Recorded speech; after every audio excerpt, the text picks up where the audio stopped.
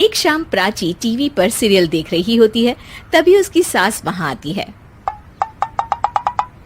अरे सीरियल में तो ऐसे मग्न है जैसे आज रात का खाना पड़ोसी आकर बनाएंगे। मुझे पता ही नहीं था आपने अपने बेटे की शादी पड़ोस में भी की हुई है। हैं? मतलब? मतलब इस घर में सारा काम बहू ही करती है, आप तो सिर्फ खर्राटे मारती हैं। अच्छा जी, फिलहाल तो तुम आराम फरमा रही हो, चलो जाओ, ये मेरे टीवी देखने का समय है। आहा, इसीलिए मुझे भगाया जा रहा है। सॉरी, अब तो बिल्कुल नहीं जाऊंगी। प्राची की इस बात पर दोनों सास बहू के बीच टीवी रिमोट के पीछे बच्चों जैसे छीना झपटी शुरू हो जाती है, जिसके बीच श्लोक भी काम से घर वापस आ जाता है। हाँ, आज मेरी चूहे बिल्ली की जोड़ी किस बात पर झगड़ रही है? अरे तेरे बीवी मुझे टीवी ही नहीं देखने दे रही। अरे तुम्हारी मम्मी मुझे खाना बनाने के लिए फोर्स कर रही है।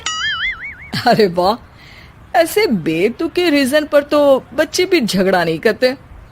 अरे मुझे कुछ मत बोल, सब इसने ही शुरू किया है। हाँ हाँ, जैसे आप तो बहुत दूध की धूली है ना। अरे बस, दोनों चुप। प्राची जाओ, खाने की तैयारी करो। और माँ तुम छोड़ो, तुम्हें क्या बोलूं, शांति से अपना सीरियल देखो, मुझे दोबारा लड़ने की आवाज सुनाई नहीं देनी चाहिए। ऐसा बोलकर श्लोक वहां से चला जाता है, जिसके पीछे पीछे प्राची भी कुछ न कुछ बड़बड़ाते हुए रसोई में चली जाती है। हाँ हाँ, सासू जी को तो कुछ बोलेंगे ही नहीं, बस मुझ पर ही हुक्म चलता है, खाना बनाओ, जैसे मैं इनके घर में खाना बनाने के लिए आई हूँ।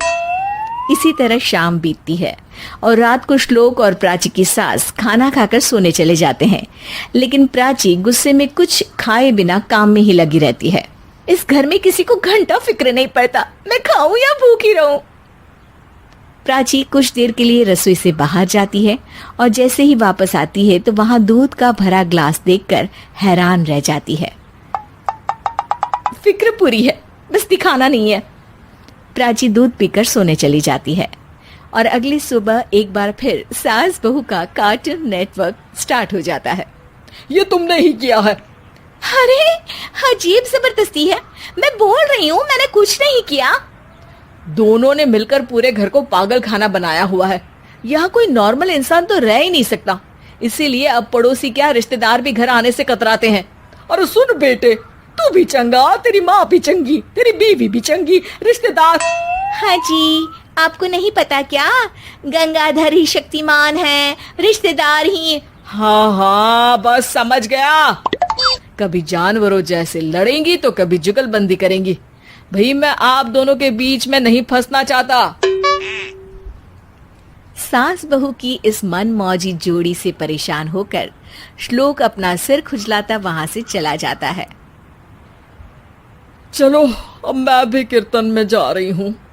इस पर जैसे ही सास कमरे में अपना पर्स लेने जाती है तो वहां नाश्ते की प्लेट रखी देख मुस्कुराने लगती है और नाश्ता करके घर से बाहर निकलते हुए कुछ पैसे टेबल पर रख जाती है, जिसके कुछ देर बाद सिलेंडर वाला घर आता है। ओ मोरी मैया, मैं सिलेंडर के बारे में तो बिल्कुल भूल ही गई थी। घर खर्च के सारे पैसे भी मम्मी के पास है और श्लोक से बोला तो उल्टा 4 बात सुनाएंगे।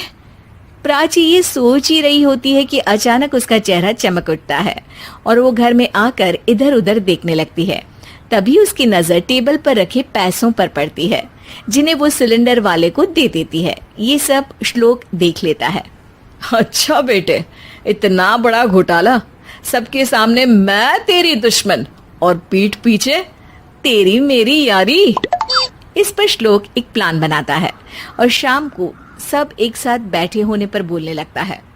माँ, तुम दोनों की बहुत लड़ाई होती है, इसलिए मैं सोच रहा हूँ कि प्राची को उसके घर छोड़ाऊं, इससे वो भी खुश रहेगी और तुम भी। अचानक श्लोक की ये बात सुनकर सास बहू शौक से उसकी तरफ देखती हैं। अरे ऐसे कैसे घर छोड़ाओगे, मुझे कहीं नहीं जाना। अरे तुमने बोला नहीं पर मैंने सुन लिया, तुम्हें मम्मी के साथ रहना अच्छा नहीं लगता, मुझे पता है। अरे वाह, अरे जब बहू खुद कुछ काम बोले तो वो तुझे सुनता नहीं, और अब जो इसने बोला ही नहीं वो तू समझ गया। जब उसे नहीं जाना तो फिर जबरदस्ती क्यों कर रहा है?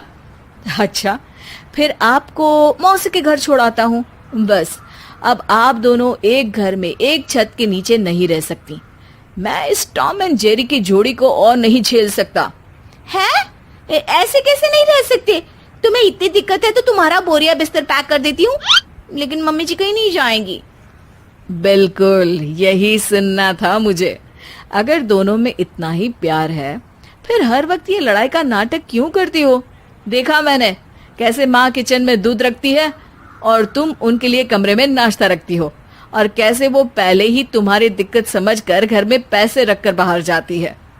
अरे भाई, इतना ड्रामा तो डेली सोप में भी नहीं होता जितना तुम दोनों ने इस घर में फैलाया हुआ है। तू हमें टॉम एंड जेरी बोलता है ना, तो याद कर वो दोनों भी एक दूसरे को बाहर वालों की बुरी नजर से बचाने के लिए हमेशा सबके सामने लड़ते थे, लेकिन अकेले में दिक्कत के समय मदद भी तो करते थे। बस हमारा रिश्ता भी कुछ ऐसा ही है। और वैसे भी अगर सास बहू में तू मैं नहीं होती तो दुनिया वालों को कहानियां कैसे मिलेंगी?